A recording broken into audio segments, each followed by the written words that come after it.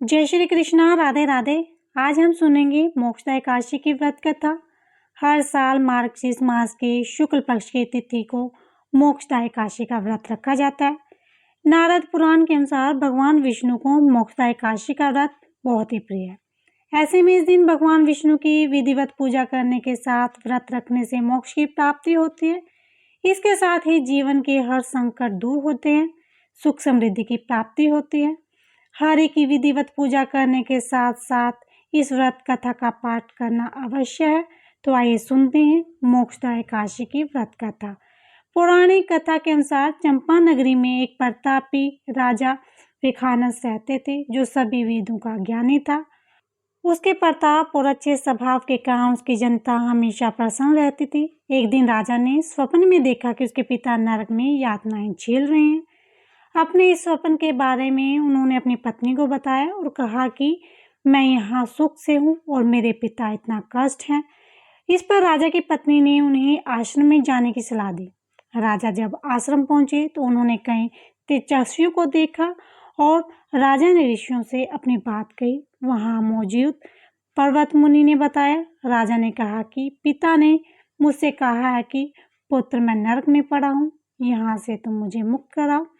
जब से मैंने ये वचन पिता के मुख से सुने हैं, तब से मैं बहुत बेचैन हूँ। मैं बहुत ही अशांत महसूस कर रहा हूँ। मुझे इस राज्य, धन, पुत्र, शिष्य, हाथी, घोड़े आदि में भी सुख की प्राप्ति नहीं होती। ऐसे में मैं क्या करूँ? और अपनी परेशानी बताते हुए उनकी आंखों से आंसू आने लगते हैं। आगे राजा ने कहा, हे ब्राह्मण देवताओं, इस स्वप्न के कारण इतना कष्ट पहुँच रहा है कि मेरा सारा शरीर जल रहा है। अब कृपा करके कोई तप, दान, व्रत आदि बताएं, जिससे मैं अपने पिता को नरक से मुक्त करा सकूं। उस पुत्र का जीवन व्यर्थ है जो अपने माता पिता का उद्धार न कर सके। एक उत्तम पुत्र जो अपने माता पिता तथा पूर्वजों का उद्धार करता है, वह हजार मूर्ख पुत्रों से अच्छा है। तब ब्राह्मणों ने राजा से कहा, हे राजन, यहाँ पास ही भूत, भविष्य, वर्तमान के ज्ञाता पर्वत ऋषि का आश्रम है। आपकी समस्या का हल वे जरूर करेंगे। ऐसे में राजा पर्वत ऋषि के आश्रम पहुंचे। राजा ने आश्रम में देखा कि अनेक शांतचित्त योगी और मुनि तपस्या कर रहे थे। उसी जगह पर्वत मुनि बैठे थे। राजा ने मुनि को देखते ही दंडवत प्रणाम किया।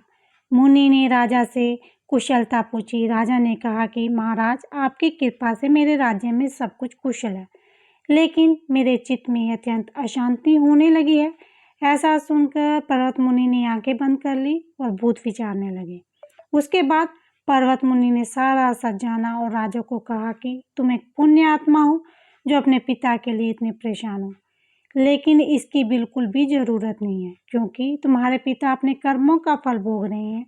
तुम्हारे पिता ने तुम्हारी माता को बहुत यातनाएं दी थी, इसी कारण से उन्हें नरक भोगना पड़ रहा है। राजा ने मुनि से इस परेशानी का हल पूछा तो मुनि ने कहा कि तुम मोक्षदा एकादशी का व्रत का पालन करना और इससे पिता को फल समर्पित करना। इससे उसके सभी कष्ट दूर हो जाएंगे। राजा ने इसी विधि का पालन किया। उनके पिता सभी बुरे कर्मों से मुक्त हो गए। स्वर्ग में जाते हुए वे राजा अपने पुत्र से कहते हैं कि हे पुत्र, तेरा कल्याण हो।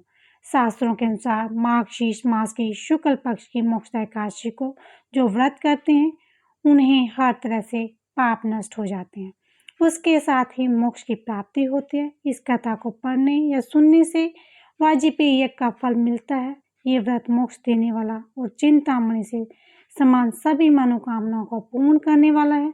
बोलो श्री हरि विष्णु भगवान की जय। विष्णु भगवान की जय।